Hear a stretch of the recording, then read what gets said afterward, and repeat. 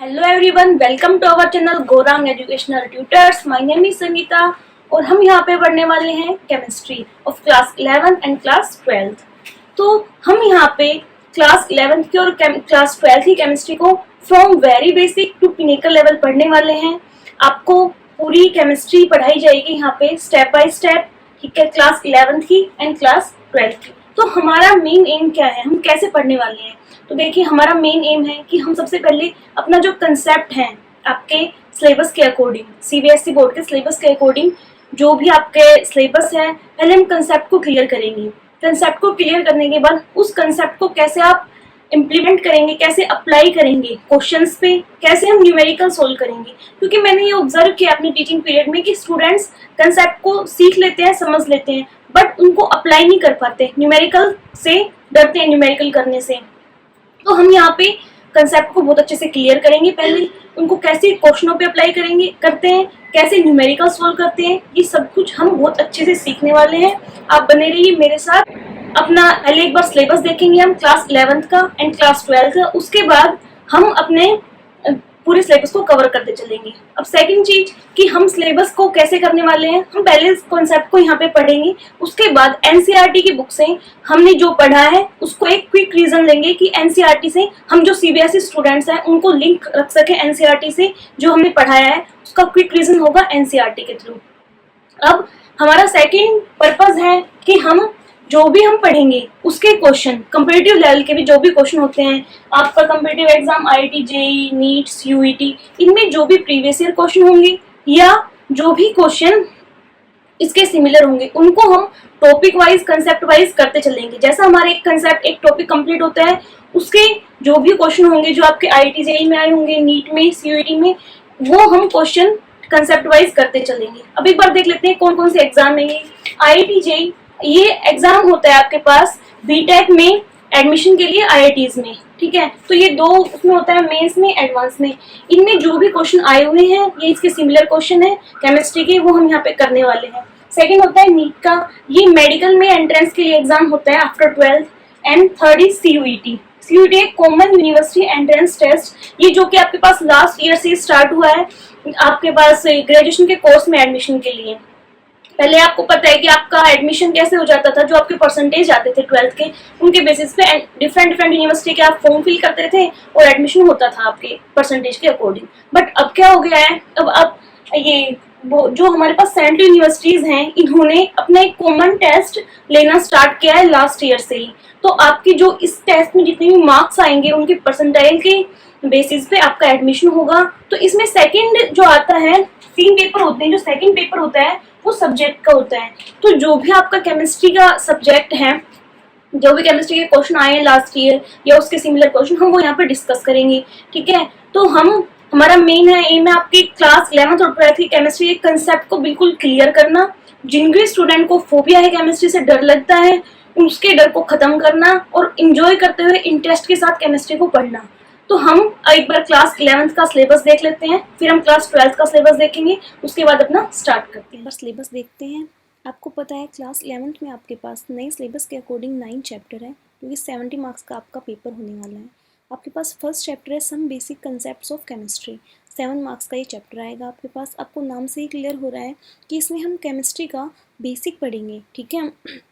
Basic concepts को यहाँ पे स्टडी करेंगे। आपके पास हम पढ़ेंगे कि यहाँ पे जनरल इंट्रोडक्शन मीन्स केमिस्ट्री के इंट्रोडक्शन पढ़ेंगे, क्या केमिस्ट्री होती है, क्या डेफिनेशन होती है, कहाँ कहाँ इसका डे टू डे लाइफ में यूज़ होता है, मैटर के बारे में, उसका क्लासिफिकेशन, केमिकल कॉम्बिनेशन, कैसे केमिकल्स कंबाइन होते हैं, किन लॉ से केमिकल कंबाइन होते हैं, ठीक है। एटॉमिक थ्योरी पढ़ेंगे, एटम्स क्या होता है, मोलिक्यूल्स क्या होते हैं, उनके मासेस के बारे में, मोल कंसेप्ट, ठीक है, percentage composition, different type of formula like empirical formula, molecular formula, chemical reaction, उनकी स्टेशियोमेट्री, उनके कैलकुलेशन, ये सब बेसिक चीज़ें हैं जो हम फर्स्ट चैप्टर में पढ़ेंगे, ठीक है। देन आफ्टर आता है आपका, और ये चैप्टर है 7 मार्क्स का। फिर आता है आपका second chapter structure of atom, जो कि 9 मार्क्स का चैप्टर है, ठीक है। स्ट्रक्चर ऑफ एटम आपको नाम से ही क्लियर हो रहा है कि इसमें हम एटम के स्ट्रक्चर के बारे में पढ़ेंगे, कैसे कैसे आपके पास जो एटम है वो सब एटॉमिक पार्टिकल से मिलके बनाए, इलेक्ट्रॉन, प्रोटॉन, न्यूट्रॉन, पहले उनकी डिस्कवरी देखेंगे, कैसे कैसे उनकी डिस्कवरी हुई है, उनके बारे में स्टडी करेंगे। फिर एटॉमिक नंबर, सिंपल टर्म्स है जो आइसोटॉप, आइसोबार, इनके बारे में। फिर जो एटम के स्ट्रक्चर के बारे में जिन जिन साइंटिस्ट ने अपना मॉडल दिया था उनकी स्टडी करेंगे, उनके लिमिटेशन देखेंगे, ठीक है।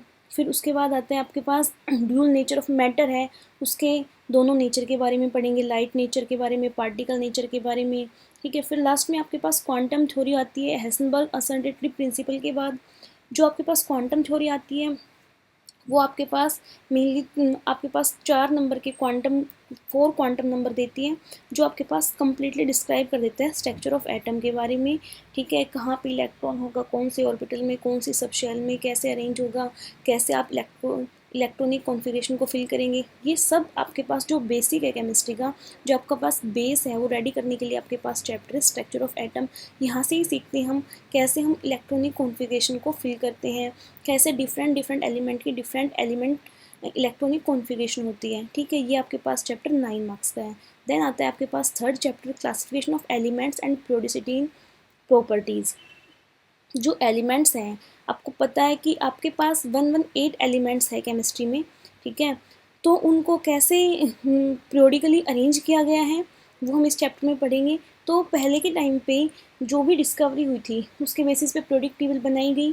तो स्टार्टिंग में जो पीरियोडिक टेबल थी वो सभी चीज़ों को फॉलो नहीं कर रही थी, तो फेल हो गई। लास्ट में हमारे पास मॉडर्न पीरियोडिक टेबल आई है और उसने हमारे पास एलिमेंट्स को अरेंज किया है पीरियोडिकली, और उनकी एटॉमिक रेडियाई के बेसिस पे, आयोनिक रेडियाई के बेसिस पे, ionisation enthalpy, electron gain enthalpy, electronegativity, ये सभी टर्म आपको अभी देख के सुन के नहीं लग रही हैं, बट जब आप पढ़ोगे इनके बारे में, इनकी डेफिनेशन पढ़ोगे, इनके बारे में डीप स्टडी करोगे तो आपको क्लियर होगा ये क्या होते हैं और इनको कैसे एलिमेंट्स अरेंज हैं इनके अकॉर्डिंग हमारी पीरियोडिक टेबल में, ठीक है।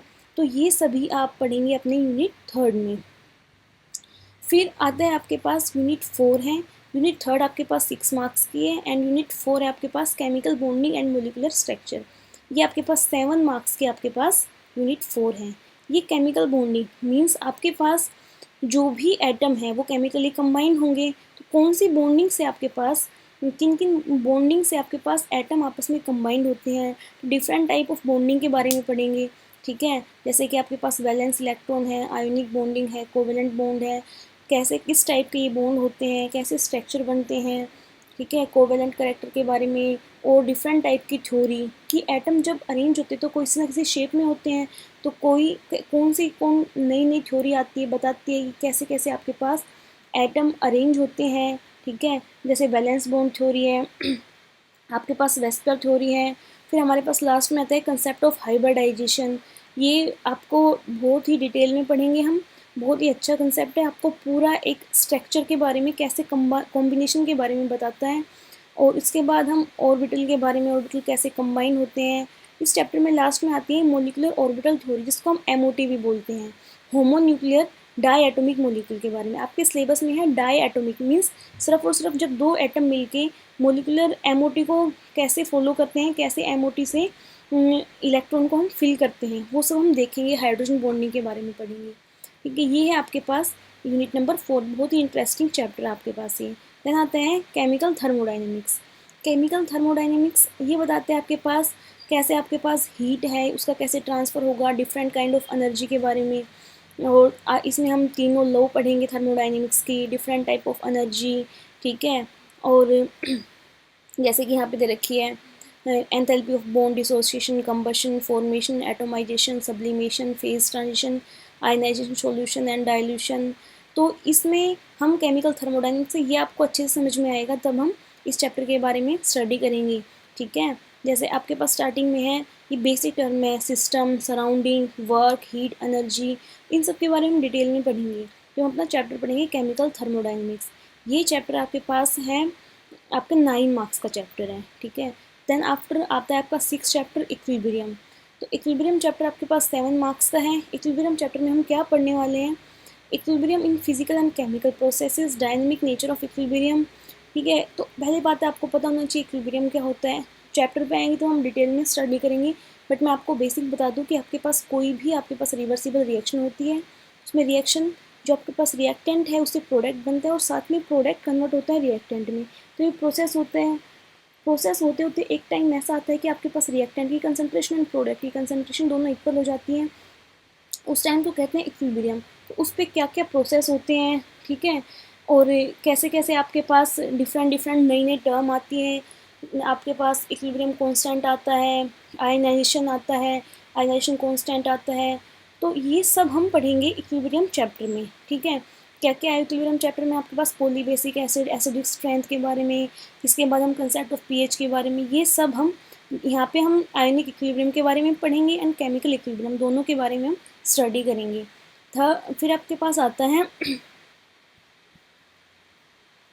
Chapter number 7 redox reaction. ये आपके पास 4 मार्क्स का है। अपने 10th क्लासेस में एक चीज़ पढ़ी है, ऑक्सीडेशन एंड रिडक्शन के बारे में आपने पढ़ाई होगा। तो वहाँ पे आपने जहाँ पे भी आपके पास किसी भी रिएक्शन में एक साथ ऑक्सीडेशन और रिडक्शन होता है, जहाँ पे भी उसको हम रेडॉक्स रिएक्शन कहते हैं।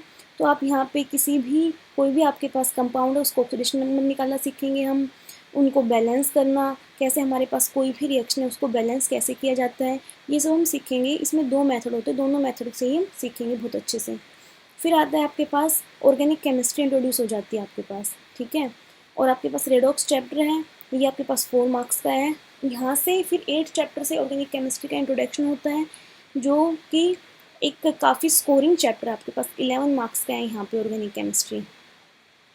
तो ऑर्गेनिक केमिस्ट्री है, पहले हम जनरल इंट्रोडक्शन, तो इसमें हम ऑर्गेनिक केमिस्ट्री का बेसिक पढ़ेंगे, ठीक है, बिल्कुल स्टार्टिंग से, बिल्कुल इनिशियल लेवल से। यहाँ से हम इसको बोलते हैं जनरल ऑर्गेनिक केमिस्ट्री भी बोला जाता है, इसको जीओसी बोलते हैं।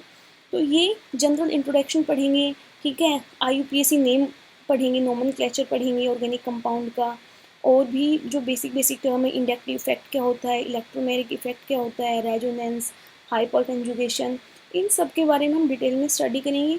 ये बेसिक टर्म है, इसको यहीं से क्लियर करेंगे, और ये पूरी आपकी पूरी लाइफ टाइम केमिस्ट्री में, ऑर्गेनिक केमिस्ट्री में ये टर्म यूज़ होगी, इसलिए हम इनको यहीं अच्छे से डिटेल से पढ़ेंगे। देन आता है आपका last chapter and 12th chapter, hydrocarbon. Hydrocarbon का मतलब है हाइड्रोजन और कार्बन से मिलकर जो भी कंपाउंड बनेगा उनके बारे में स्टडी करेंगे। तो इस चैप्टर को 2 पार्ट में यहाँ पे दिखाया गया है, aliphatic hydrocarbon and aromatic hydrocarbon. Aliphatic hydrocarbon, इसमें एलिफेटिक, एल्केन, एल्कीन, एल्काइन के बारे में पढ़ेंगे, और यहाँ पे एरोमेटिक कंपाउंड के बारे में पढ़ेंगे। एलिफेटिक और एरोमेटिक क्या होता है ये हम पढ़ेंगे ऑर्गेनिक केमिस्ट्री, तब मैं आपको डिटेल में बताऊँगी। और इनके यहाँ पे केमिकल रिएक्शन, नोमेनक्लेचर, आइसोमेरिज्म और इसकी प्रिपरेशन, ठीक है, physical properties, chemical reaction, alkene, alkane और एल्काइन तीनों की पढ़ेंगे। एरोमेटिक कंपाउंड के बारे में पढ़ेंगे, एरोमेटिक हाइड्रोकार्बन के बारे में, ठीक है। तो ये सब, ये आपके पास पूरा आपके 11th CBSE बोर्ड का सिलेबस है, ठीक है, और यही आपके पास चैप्टर हैं जिनको हम इन डिटेल में स्टडी करेंगे। अभी हम क्लास 11 का सिलेबस देख चुके हैं। नेक्स्ट वीडियो से हम क्लास 11 का फर्स्ट चैप्टर से स्टार्ट करने वाले हैं, बिल्कुल बेसिक से लेके। और अगर आपको कोई भी डाउट हो तो आप कमेंट सेक्शन में कमेंट कर सकते हैं, आपके हर प्रॉब्लम का रिजोल्यूशन मिलेगा यहाँ पे। और प्लीज़ अगर आपको वीडियो अच्छी लगे तो लाइक करें, चैनल को सब्सक्राइब करें। आपका हर एक लाइक एंड सब्सक्राइब हमारे लिए बहुत इंपॉर्टेंट है, ये हमारे लिए एक मोटिवेशन का काम करेगा। प्लीज़ वीडियो को लाइक कीजिए, चैनल को सब्सक्राइब कीजिए। Thank you so much.